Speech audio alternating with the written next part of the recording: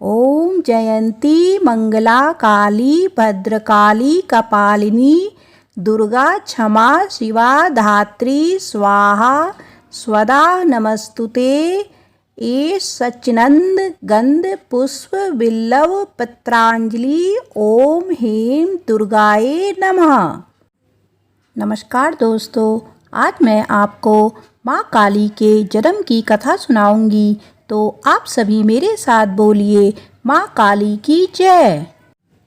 सभी देवी देवताओं के जन्म की कई कहानियाँ प्रचलित हैं और बिल्कुल इसी तरह माँ काली के जन्म से जुड़ी कई कथाएं सुनाई जाती हैं।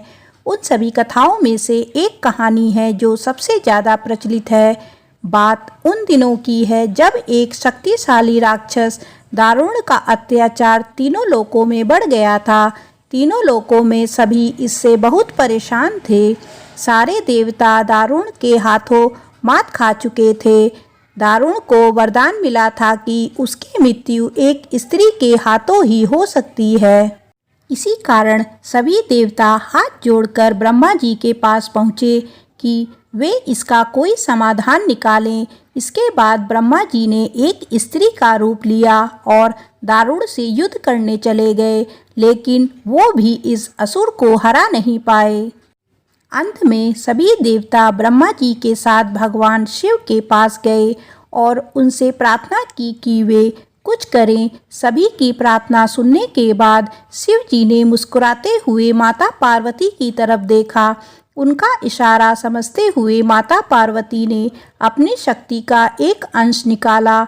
वह एक चमकता हुआ तेज था जो देखते ही देखते भगवान शिव के नीलकंठ से होते हुए उनके शरीर में प्रवेश कर गया। इसके बाद भगवान शिव ने अपनी तीसरी आंख खोली और तीनों लोग थर थर कांपने लगे।